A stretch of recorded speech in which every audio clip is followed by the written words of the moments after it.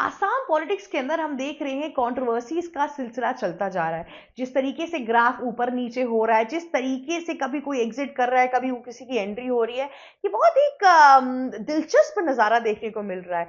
वैसे तो आसाम पॉलिटिक्स में हमें ऑलमोस्ट लगा था कि बहुमत की सरकार में इस बार फिर से हिमंता बिस्वा शर्मा सीट लेके जाएंगे, पर उसके बावजूद भी यहाँ पे ट्विस्ट एंड टर्न देखने को मिल रहा है। जी हाँ, अभी ये नई खबर आई है कि कैसे डी के शिव कुमार पहुंचे कामाख्या देवी में वहां पे दर्शन करने के लिए। अब आप समझ रहे हैं, ये कोइंसिडेंस नहीं हो सकता। इतने टाइम से कामाख्या देवी है, लेकिन डी के शिव कुमार अब क्यों पहुंचे? इसके पहले डी के शिव कुमार क्यों नहीं गए? अब जाकर ये चीज सामने क्यों आई है? इसका एक क्लियर कट आंसर मैं आपको सीधे साफ शब्दों में बताती हूँ।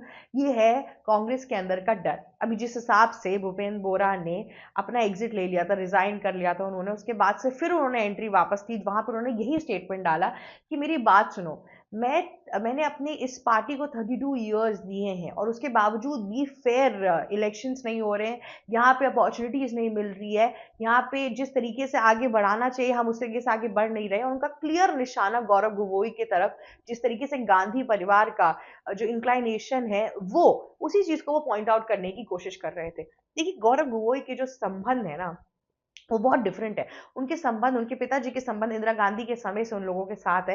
लेकिन अगर आप गौरव गोगोई को देखेंगे, जिस तरीके से राहुल गांधी के साथ उनके संबंध है, उससे ये पता चलता है कि गौरव गोगोई कितनी भी गलती कर ले, कितने भी एलिगेशन लगा ले, उसके बाद भी उनको चीफ मिनिस्टर कैंडिडेट रखा जा रहा है। हर जगह पे एक खबर है और ये चीज बहुत हद तक तय भी हो चुकी है कि कैसे गौरव गोगोई और उनकी जो बीवी है वो आईएसआई के एक एजेंट है। और तो और साथ ही साथ मतलब बहुत सी खबरें हैं, क्योंकि जिस एनजीओ में उनकी बीवी काम करती थी पाकिस्तान में, उस एनजीओ को जो फंडिंग आती थी वो आईएसआई की तरफ से आती थी। और भी बहुत ये सारे पॉइंटर्स है इस चीज को लेके। उसके बावजूद भी सोचे, गांधी परिवार ने अभी तक अपना चीफ मिनिस्टर कैंडिडेट नहीं बदला। हालांकि उन्होंने अनाउंस नहीं किया, पर गौरव गोगोई को ही वो आगे लेकर चल रहे हैं इस टाइम पर। और तो और यहाँ पे पार्टी के जो और सारे लीडर्स हैं वो इस चीज से परेशान हो गए।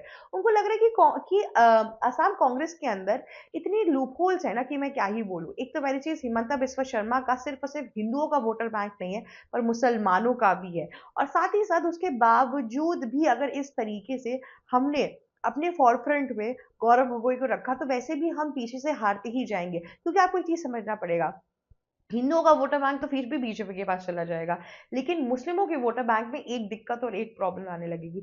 वहां पर एक जो कांग्रेस पार्टी अकेले नहीं लड़ेगी, यूडीएफ भी आएगी।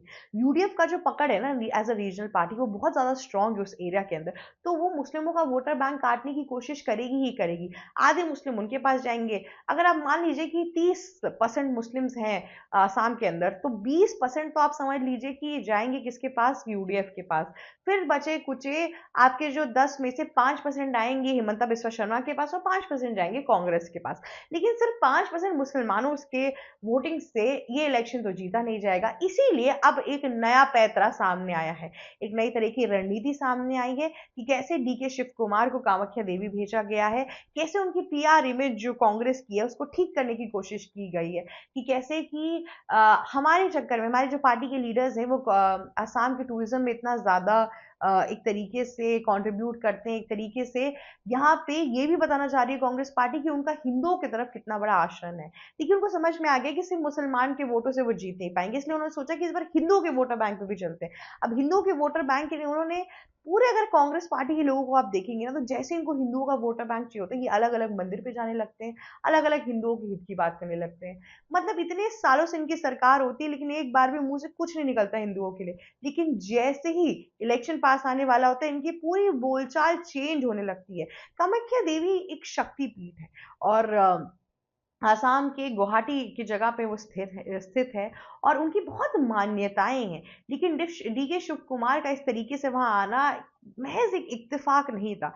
ये बात थी कि किस तरीके से कामाख्या देवी का दर्शन करते करते वो अपना जो मैसेज था वो क्लियर करके जाना चाहते थे। ये मैसेज जो उनका था कि मैं अभी भी रनिंग पॉलिटिक्स के अंदर हूँ, मैं कांग्रेस का बहुत बड़ा नेता हूँ। और साथ ही साथ एक और चीज जो वो दिखाना चाहते थे कि हम हिंदुत्व को सपोर्ट करते हैं। यहाँ पर सिर्फ और सिर्फ आसाम एक टारगेट नहीं था, यहाँ पे टारगेट था कर्नाटका और आसाम दोनों।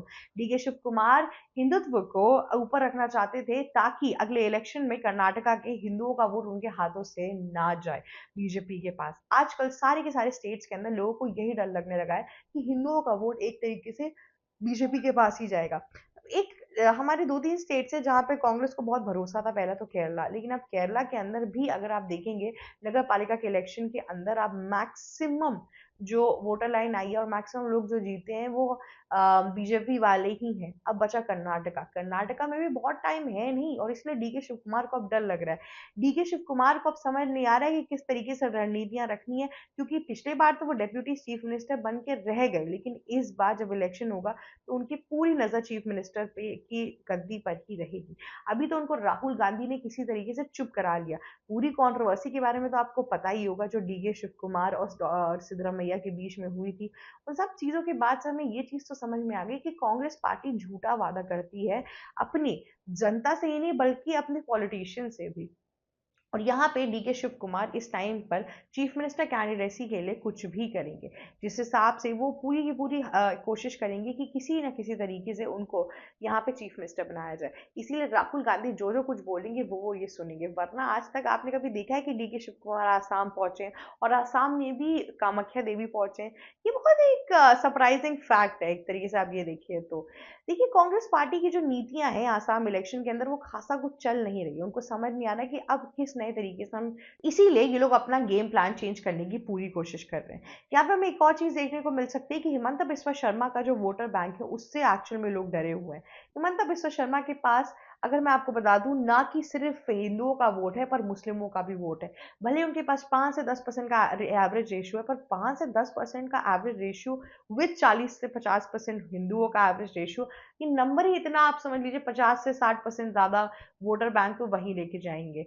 साथ ही साथ इतने टाइम में जिस तरीके से घुसपैठियों से छुटकारा दिलाने में हिमंता बिस्वा शर्मा की एक्टिवनेस रही है, उससे भी आसाम की पब्लिक बहुत ज्यादा खुश रही है, क्योंकि उनको पता है कि सबसे ज्यादा जो एंट्री बांग्लादेशी मुस्लिमों की नॉर्थ ईस्ट के अंदर और आसाम के अंदर स्पेसिफिकली हुई है वो गौरव गोगोई के टाइम की हुई है। और ये लोग इस चीज से अब थक चुके हैं, क्योंकि आप देखिए अगर वहां पे नॉर्मल इंसान है आसाम का जो दिहाड़ी मजदूरी लेता है 500 रुपए, अब यहाँ पे बांग्लादेशी मुस्लिम्स आ गए, ठीक है, बॉर्डर क्रॉस करके 10-15 हज़ार रुपए दे के इनको फेक आधार कार्ड मिल गया। अब आते ही इनको नौकरियां थोड़ी ना मिल जाएंगी, पहले दिहाड़ी मजदूरी करेंगे फिर धीरे धीरे आगे बढ़ेंगे। अगर ये दिहाड़ी मजदूरी करने गए तो यहाँ पर जहाँ इंडियन लोग 300 रुपये मांग रहे हैं, सॉरी 500 रुपये मांग रहे हैं, वहां ये लोग कहेंगे इनको नीड है काम की, कहेंगे हम तो 300 में कर लेंगे। तो इस चक्कर में क्या हुआ कि यहाँ पर पॉपुलेशन तो बढ़ ही रही है, कंपटीशन भी बढ़ रहा है, और साथ ही साथ हमारे देश का जो रेवेन्यू है जो हमारे देश के लोगों के लिए जाना चाहिए वो नहीं जा पा रहा है, वो इन बांग्लादेशी मुस्लिमों को जाना जा रहा है। देखिए इंडिया अगर थोड़ी ऐसी कंट्री होती ना जहाँ पे पॉपुलेशन कम होती तो मैं सोचती भी, लेकिन ऐसी कंट्री जहाँ पे पॉपुलेशन इतनी ज्यादा है कि हम और सारी कंट्री की लोगों को यहाँ नहीं बसवा सकते, क्योंकि हमारे लोग इतने ज्यादा होते जा रहे हैं। हम कहते हैं चाइना की तरह और मूव इन करते जा रहे हैं। सोचिए चाइना के पास इस टाइम पे यूथ की पॉपुलेशन इतनी बची भी नहीं है, पर हमारे इंडिया में यूथ ही यूथ है इस टाइम पर। भावी यूथ है, सब कोई एक्टिव है, सबके अंदर एक आग है कुछ करने की। उसके बीच में अगर ये बांग्लादेशी मुस्लिम्स हमारी कंट्री में आएंगे और साथ ही साथ हमारी कंट्री की फैसिलिटी लेंगे, मुफ्त में इसका फायदा उठाएंगे और इस सियासत के अंदर बस इसलिए बने रहेंगे ताकि इनको वोटर बैंक की तरह इस्तेमाल किया जाए, तो ये एक तरीके से खराब चीज है, कोई बहुत अच्छी चीज नहीं है, जिसके खिलाफ हिमंता बिस्वा शर्मा बहुत टाइम से चीजें कर रहे हैं। और साथ ही साथ इन बांग्लादेशियों ने अलग अलग रैकेट फैला के रखे हैं आसाम के अंदर। अभी हिमंता बिस्वा शर्मा का एक स्टेटमेंट आया था जहां पे वो बता रहे थे कि बांग्लादेश में कोई इंसान सोशल मीडिया से एक ऐसी लड़की से बात कर रहा है, वहां वो बताएगा मेरा नाम सिर्फ राहुल है, यहाँ आएगा शादी वादी हो जाएगी तब बताएगा मेरा नाम मोहम्मद राहुल है। तो ये सब चीजें हो रही हैं, इन सारे केसेस से भी हिमंता बिस्वा शर्मा ने बचने के लिए बहुत हद तक बोला है। अब देखते हैं कि इसके आगे क्या और कैसे होता है, इस पूरे इलेक्शन के अंदर कांग्रेस और किस तरीके की रणनीतियां सामने लेकर आता है। आज के लिए बस इतना ही। अगर आपको वीडियो अच्छी लगी तो प्लीज लाइक शेयर सब्सक्राइब और कमेंट करना मत भूलिएगा। जाते जाते बेल आइकन भी हिट कर दीजिएगा। Thank you so much for watching our video. ABC Hindi news, आज ही जुड़िए हर खबर के साथ